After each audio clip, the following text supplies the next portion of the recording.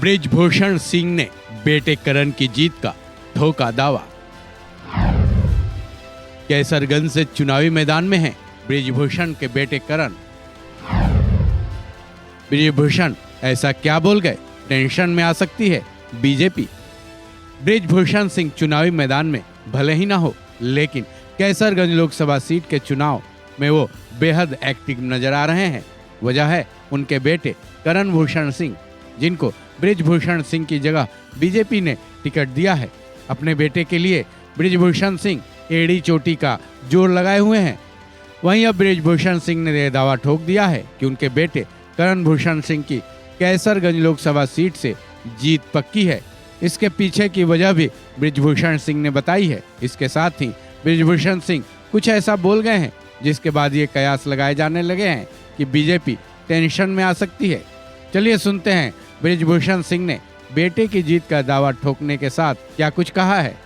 देखिए, 2,87,000 से पिछला चुनाव भारतीय जनता पार्टी यहाँ पर जीती थी, लेकिन इस बार का जो माहौल है वो बता रहा है कि इस बार बड़ी जीत होने वाली है।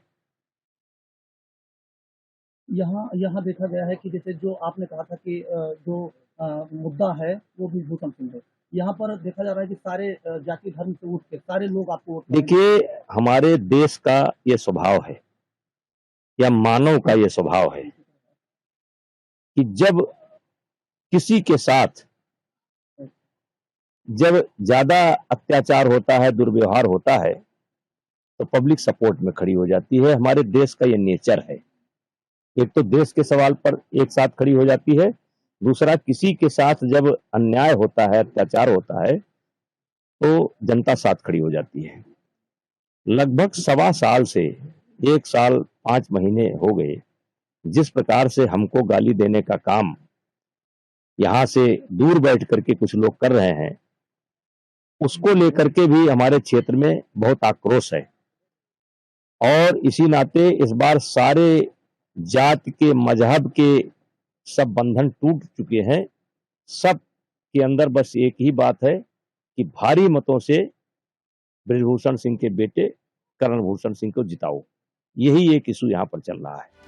बृजभूषण सिंह पर अन्याय और अत्याचार कौन कर रहा है उसका नाम उन्होंने नहीं लिया है, लेकिन अपने ऊपर अत्याचार होने का जो उन्होंने ड्यूरेशन बताया है वो सीधे तौर से रेसलर्स के विरोध प्रदर्शन से जोड़ा जाने लगा है।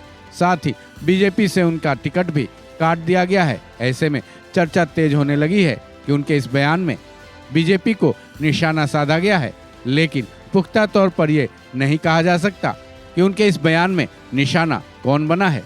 इस खबर में बस इतना ही। बाकी अपडेट्स के लिए जुड़े रहें वन इंडिया हिंदी के साथ।